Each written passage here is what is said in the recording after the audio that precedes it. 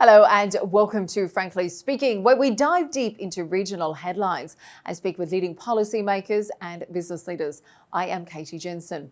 US polls have former President Trump surging ahead with a commanding lead over President Biden following this week's presidential debate. The two political titans clash fiercely over the economy, the war in Gaza, Trump's legal troubles, and even their golf handicaps, leaving the nation with more questions than answers. On this episode, we hear from Firas Maksad, a senior fellow and senior director for strategic outreach at the Middle East Institute. Was there a decisive victor in this high-stakes showdown? How will the unfolding crisis in Gaza impact the November vote? And can either contender bring lasting peace to the Middle East?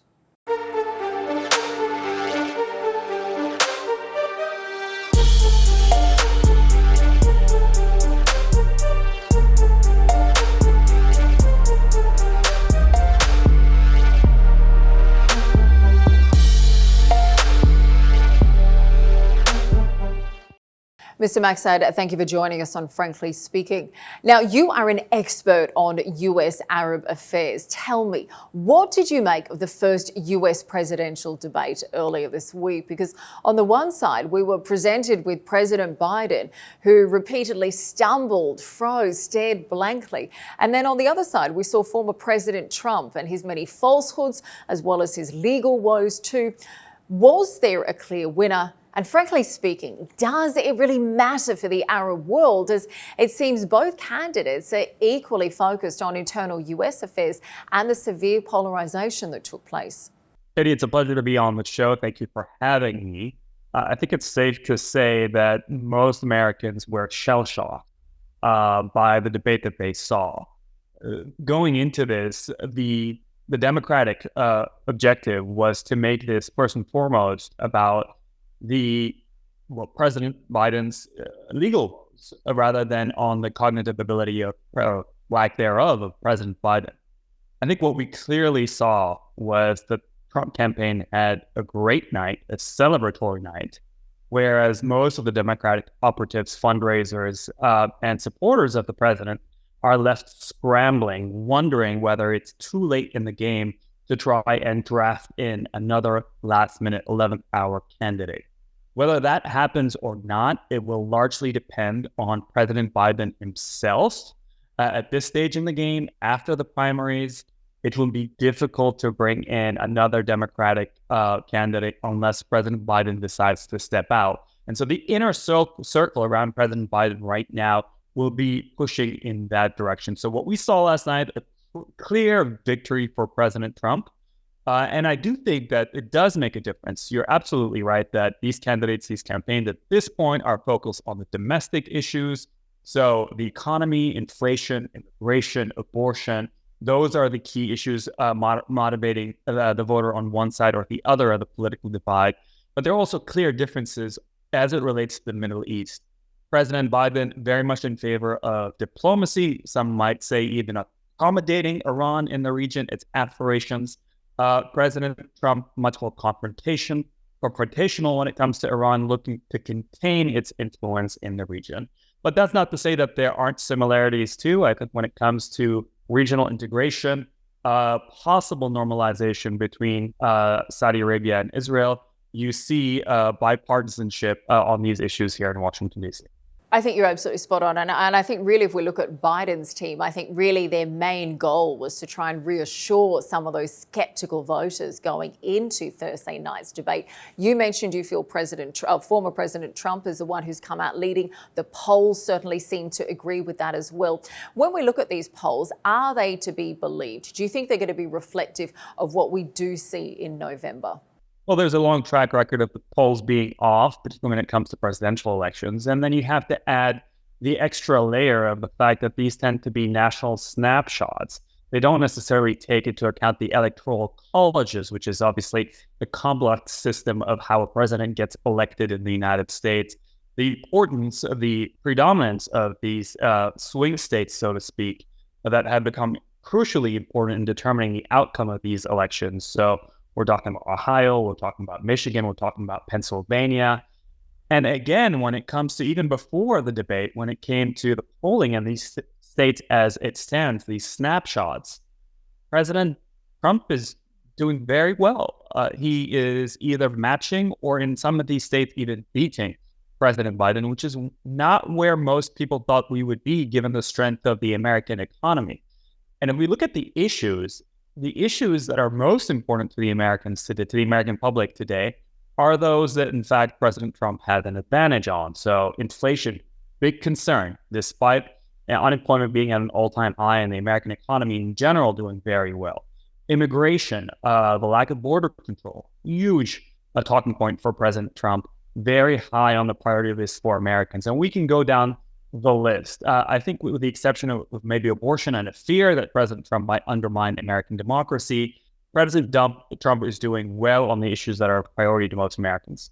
But do you think it's a matter of energy and presence rather than the actual policy? Because again, when we look at President Biden last night, particularly early on in the debate, he really seemed to flail. Now, that's important because a lot of voters are more likely to tune in at the beginning. I think in the beginning, he was asked about the US national debt. He rambled on. He ended up talking about being able to beat Medicare. But when we look at some of his policies, there is the argument that a lot of his policies are quite strong. Obviously, there you've talked about the economy, but there's no denying the US economy has done well. GDP is growing. Yes, inflation has been high. He's been able to pull it back a little bit in recent months. And the economy, the cost of filling up the car or the price of bread, that is important to everyday Americans. And I think when we look at President Biden, there's many who feel him as a leader, he is more presidential. He doesn't have these criminal or civil cases as well. But there's the big question, does he have the stamina to take on a real bulldozer like Donald Trump? I think you're putting your finger on the issue here. In fact, I very much had that debate with close friends in the Democratic circle, some of them who had served in the White House, as this debate was ongoing. And they kept pushing to and pointing out to that very point, which is, listen to the substance.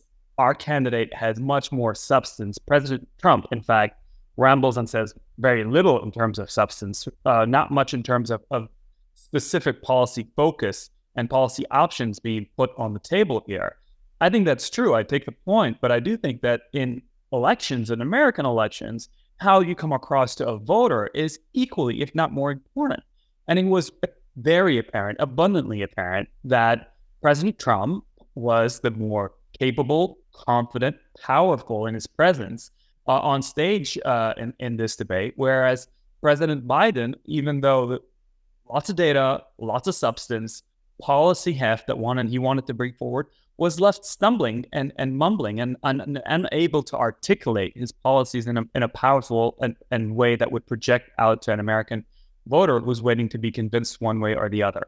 So yes, I think on substance, I can give a point to President Biden and the Democratic camp here, but on delivery and presence, the debate was clearly President Trump's. And I think you're absolutely spot on there. I think the optics of whether he has the mental and physical ability to be able to lead the US is a big concern for a lot of voters these days. And you contrast it with someone like Warren Buffett, who is another 10 years on. But the difference in delivery and communication and business ability, I think, is quite stark when we look at President Biden as well. Now, we've seen a number of columnists, including New York Times, Thomas Friedman. He's a close associate of President Biden. He and many other columnists are now saying Biden needs to be able to step down and bow out of the race gracefully. It's something you mentioned a few minutes ago. Do you think that's likely? Do you think we could see more of a role from Kamala Harris? Is it too late for another candidate to step forward? How do you see this playing out? It's not too late, but there's obviously a debate, a very vigorous debate going on in the Democratic camp. One point of view is that this is not the time to sow divisions within the party, and we need to continue to line up behind our candidate, so to speak. Whereas the others feel like if we really have any chance of winning the White House come November, we need to quickly be able to convince President Biden to step down in favor of another candidate and then provide full-throated support for that candidate. So this is a debate that I think will continue, but the Democrats will need to reach a decision point and reach that decision point pretty quickly because November is fast approaching. And that candidate that needs to step in President Biden's shoes need not only to announce himself or herself to the American people, but really the American people need to be acquainted with that person and their policies. Now, there are several names that are being floated around. Certainly the governor of California, Gavin Newsom, is one name. The governor of Michigan, Gretchen Whitmer, is another. Kamala Harris, Michelle Obama, you take your pick in terms of it. But those are the 4 or 5 names that are circling around in Democratic circles here.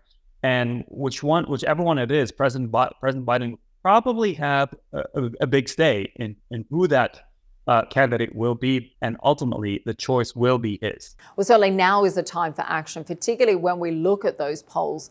Donald Trump leading by around 66%, President Biden at just 33%. Certainly some big questions, I think, in the Democrat corridors this week. But let me talk about what really matters in this region. I think one rather concerning part of this week's debate was that both candidates seemed to be bad news for Palestinians. We saw President Biden reiterating his country's commitment to siding with Israel. He said, possibly inaccurately, that Hamas are the ones who don't want to stop the war. Meanwhile, we saw Trump call Biden a weak and a very bad Palestinian. He argued that Israel should be given a free hand to finish the job. It feels like this is not good news either way for peace prospects in the region. Katie, this is American electioneering at its worst. We all know that American elections tend to be the silly season, as some like to call them. Candidates will say anything to get elected, pretty much, only to turn around and change their position, or at least adjust their position and in favor of a more nuanced one once they are in fact in the Oval Office. So I think much of what was said last night with a grain of salt. Now, it is quite shameful for any candidate to use the term Palestinian as in a derogatory way, to try and put down the opponent. And I think we clearly saw that yesterday from President Trump trying to undermine President Biden by painting him as being relatively pro-Palestinian. This being done while both candidates were falling over themselves to demonstrate their support for Israel. I think that's just the reality of American electoral dynamics. Again, it doesn't concern me much in terms of what we end up with in terms of future policy related to this issue. I mean, and we can take our pick in terms of examples in the past where candidates have said one thing about nations in the Middle East only to reverse course and even visit these countries once they become elected president. Oh, absolutely. Of course, we saw President Biden talking about turning Saudi Arabia into a pariah. And then, of course, we've seen a number of trips to the region by him and other senior associates within the administration as well. But tell me, what are your thoughts on the Arab vote in the US? Because it feels like it's a bit of a catch-22. I'm sure there's many there who almost want to punish President Biden for his ongoing support for Israel's war on Gaza. But then it seems the alternative candidate appears to be even more pro-Israeli. No, absolutely. I mean, I don't think Arab Americans, but not only Arab Americans, there are plenty in the Democratic tent that don't prescribe or don't agree with President Biden's policies towards Israel and Gaza at this point. African Americans, the progressive youth in the party. So really, it's a multitude of coalitions within that Democratic tent with different points of views. And obviously, there's also Jewish Americans. And historically, the majority of Jewish Americans have voted Democratic rather than Republican, even though the Republican Party of today likes to think of itself as more astutely and more firmly pro-Israel than those of their Democratic colleagues. So I think these are all going to be important considerations for any president running on the Democratic ticket. I think for President Biden, he has to try, and he has been trying and struggling, if I may say, to balance out between the Jewish American coalition under the Democratic tent and those Arab Americans and these progressives and the youth that are in key swing states. And we all know that Arab Americans are overrepresented in key swing states like Ohio and Michigan. I don't think he's done a particularly good job at it. And so I think at this point, if there is, in fact, another Democratic candidate that is drafted in on the last hour, he can have the potential of being able to distance himself for the past policies of the Democratic predecessor, President Biden, and bring on board disgruntled Arab Americans and that progressive youth that President Biden is struggling with. Yet another reason here for why, an argument for why President Biden perhaps needs to step aside in favor of another Democratic candidate. How much of a role do you think Gaza will actually play in the November elections? And I'm not just talking about the Arab or the Muslim vote, but even the minority or majority voters as well, given what we've seen in the university protests as well as the protests across the street as well. How important do you think Gaza will be when Americans do go to the polls? I think it's both unimportant but also very crucial. And let me explain. If you take the laundry list of issues for most Americans that they care about, priorities, I don't think Gaza features anywhere near the top for most Americans. Again, we've been addressing these. It's going to be inflation and the economy. It's going to be immigration and securing the borders. It's going to be about the future of democracy and the potential threat that President Trump would pose to that. For women, obviously, but many others also progressive. The issue of abortion is very important. And so Gaza takes a very distant backseat to all these issues for most Americans, except that this is a very tightly contested elections. And it's going to come into a small margin. And Arab and Muslim Americans happen to be predominantly represented in key swing states. So for those reasons, Gaza becomes important for the electoral outcome. While in the overall scheme of things, Gaza is not on the forefront of the mind of most Americans. Well, it's certainly had a huge impact on Arab Americans with younger voters as well. And we will see how much it impacts the everyday American in November. But let's talk a little bit further about Israel, because it's important to note here, of course, you are of Lebanese origins, considered quite the expert on your country's politics there. Tell me, how serious would you say the situation is right now in the south? We've seen a number of countries begin evacuating their citizens. Is a war with Hezbollah now unavoidable? And if so, how can Lebanon stop that from happening? Thank you for that question. I think we're very near to an inflection point that can send Lebanon, Israel, and much of the region in a very wrong direction. In fact, in a direction that, looking back, would make the Gaza war, as devastating and tragic as it is, look like a picnic or a cakewalk compared to what Hezbollah can bring to the table in terms of military capabilities and the potential involvement and the drawing in of third parties, Iran and the United States, both of which have made it clear that they will stand by their respective allies, so to speak. Iran has been messaging quietly that if Hezbollah is in fact targeted in a significant way, it will stand by its ally and proxy, and the United States has also made no secret of its intention to come to Israel's defense if, in fact, Israel's air defenses fail in the face of Hezbollah's arsenal of ballistic missiles and suicide drones. So this is a key moment that we're gearing up to in the coming weeks in terms of the future of the region and the potential of a much broader war. Now, that said, there are also opportunities ahead, and talk about that. The Israeli announcement that major military operations in Gaza will be coming to an end, I think is one such opportunity. And of course, a number of analysts have said that a new conflict between Israel and Hezbollah would be 10 times worse than what we saw back in 2006. Of course, Hezbollah has now spent close to 2 decades amassing a huge new arsenal. But one thing that really does puzzle me, since October 7, Hezbollah really has been very restrained despite several attempts by Israel to intimidate them. We've seen a number of high-level assassinations in their areas and more. Tell me, what do you think really triggered this from an Israeli point of view, since there's been really no counter-aggression or reaction from Hezbollah regarding what has been going on in Gaza? So let's talk about the calculus on each side and why we might end up at a major catastrophic war, even though both sides don't necessarily want it. You're absolutely right. Hezbollah does not want a major war with Israel. In fact, has taken every opportunity to de-escalate, but to de-escalate short of a total ceasefire across the Lebanon-Israel border, because Iran and Hezbollah have taken that strategic decision to extract a price from Israel as long as the fight in Gaza continues. They want to do so to be seen as coming to the defense of their ally Hamas but also for their own reputation and their own credibility in the Arab and Muslim world, having suffered because of their involvement in major civil wars like that of Syria. So they have their own reasons as to why they want to be doing this, but to be doing this short of an all-out war. Iran doesn't want to see Hezbollah, its primary proxy abroad, a product really of an almost 40-year investment, billions of dollars invested in Hezbollah's military capabilities in Lebanon, does not want to see that spent in a war with Israel unless it's in defense of the regime in Iran and its nuclear program.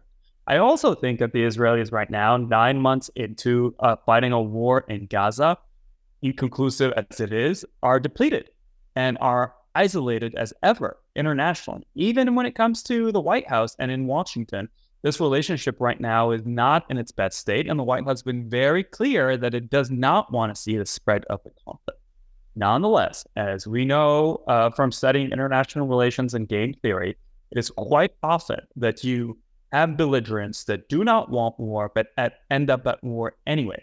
And that's because either side fears the alternative even more.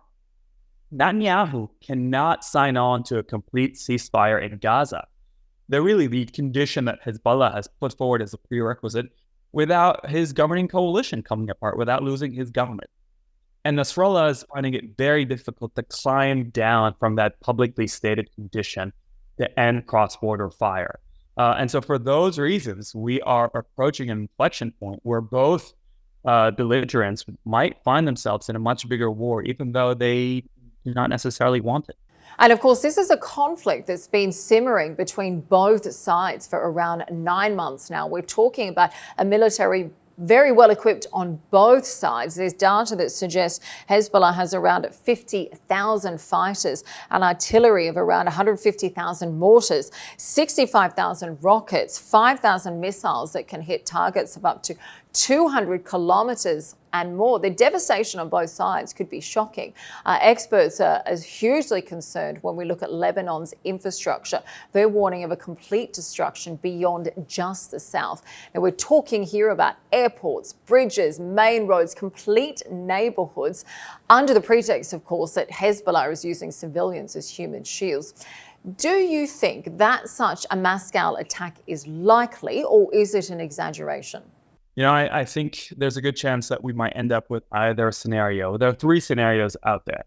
One is that the current diplomatic efforts that are being spearheaded by Amos Hochstein, President Biden's envoy on this issue, point person on this issue, who will be visiting Paris and coordinating very closely with the French presidential envoy on this matter, that there is a diplomatic breakthrough, that they're able to find a way for Hassan Nasrallah, the Secretary General of Hezbollah, to step back from that clearly stated the position of a comprehensive and permanent ceasefire in Gaza. And that might be through some Israeli withdrawal from these disputed points along the blue line, the border between Israel and Lebanon, northern Gaza being something to watch for.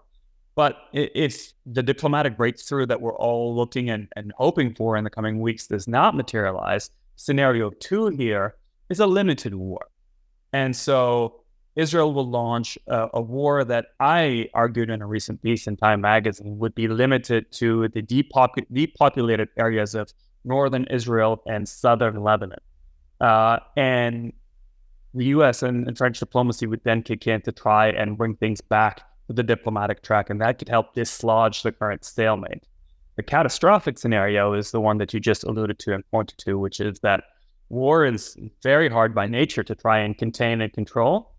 And what starts out as an attempt at a limited conflict, a limited war in northern Israel and southern Lebanon, very quickly then expands to population centers like Lebanon, like Beirut and Haifa and beyond that. And we see the 2006 scenario on steroids where Israel is flattening entire blocks of southern Beirut. And we've seen people like the UN chief Antonio Guterres come out and say that we must not let Lebanon become the next Gaza. But I think the big question is whether diplomacy, whether this buffer zone is going to be enough to stop a full-blown conflict, particularly when we've seen reports, including those in the Daily Telegraph, that have recently suggested that Rafik Hariri International Airport is actually being used by Hezbollah to store and smuggle weapons. Tell me, as someone who who is aware acutely of what is going on behind the scenes. How true do you think this claim is? They've come out and denied it. They've even organised a media tour this week. But there's a big concern. Do you think it gives Israel the justification to bomb the airport? Well, to start, I'm not too sure that Israel needs a justification to bomb Beirut International Airport. They have done so in the past. They've done so repeatedly. They've cleared the runways. They have done so as far back as in the 60s when the PLO was the major concern operating out of Lebanon. So there's a long track record there of Israel targeting Lebanese infrastructure. And I'm not too sure that this particular article in the Telegraph is what the Israelis are looking for. But that said, also, given my Lebanese ancestry, I mean, I think every Lebanese knows that the airport is by and large under the influence and control of Hezbollah or Hezbollah's allies. And in fact, it was part of the reason that in 2008, Hezbollah launched a military offensive against fellow Lebanese and took over the capital under the government of Prime Minister Sinura, because the government at the time tried to replace the person overseeing the airport, somebody that was believed to be close to Hezbollah. So yes, we all know that Hezbollah uses the port, the seaport, the airport, to conduct its operation and smuggle weapons. Whether in fact the Telegraph article was accurate in that it's being used as a storage base for Hezbollah missiles is something that's beyond my capability in terms of being able to assess that. And I am assuming that the Lebanese government is incapable of doing anything to stop Hezbollah or to convince them to abide by US and Israeli demands. Oh, absolutely. Totally. I mean, there are some that argue that the Lebanese government is completely beholden to Hezbollah. In fact, that Lebanon is Hezbollah. That's not my view. But I do think that Hezbollah does have a veto over all major government decisions in Lebanon that run contrary to its interests. So certainly the LAF, the Lebanese armed forces, do not have the capacity to operate against Hezbollah.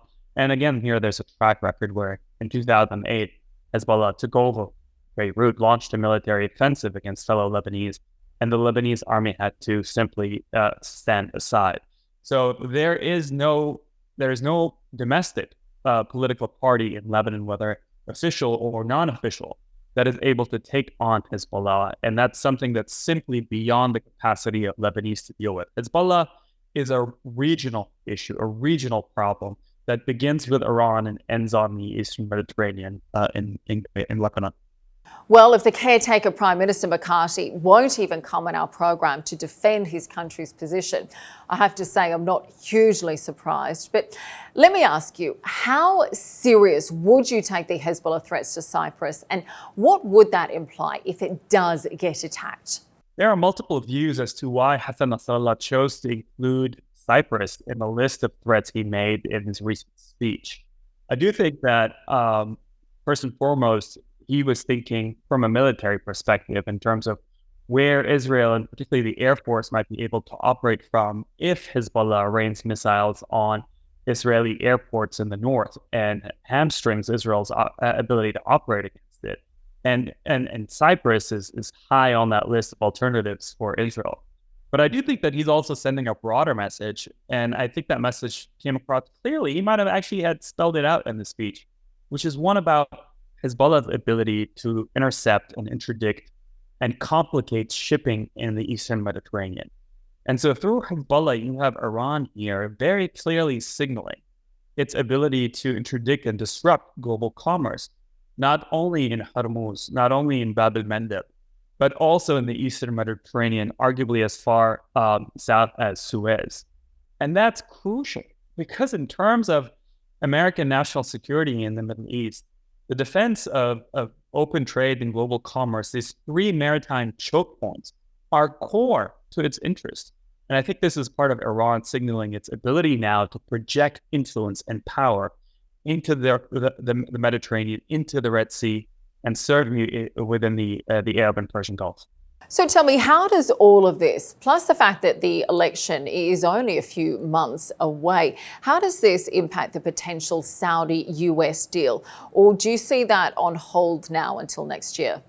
I see very little prospect of the Saudi-U.S. deal being able to move forward if, in fact, it will continue to be tethered to an Israeli leg that with the precondition of a viable, non-reversible pathway towards a Palestinian state. Put it simply, the politics is simply not there on the Israeli, but also on the Palestinian side. So this is a proposition that is entirely devoid of reality on the Israeli and Palestinian side. That said, the deal itself, the bilateral aspects of these deals, are largely negotiated and done, whether it relates to a defense treaty or civil nuclear cooperation or commerce and AI and cyber. Those issues have all been successfully negotiated by both the United States and by Riyadh. But the issue is that if you are seeking a treaty, which requires congressional and mainly Senate ratification, it is difficult to see that being passed in the Senate short of normalization with Israel. And normalization with Israel, given the very clear Saudi preconditions on the Palestinian or a pathway to a Palestinian state, are simply not there. I think certainly we're seeing the prospects of peace in the Middle East certainly look more challenging than ever before. Well, Mr. Maksad, thank you very much for joining us today on Frankly Speaking. We appreciate your insights, and this is certainly going to be a topic we're going to continue to follow in the coming months up to the election. Thank you for joining us. My pleasure, Katie. Thank you.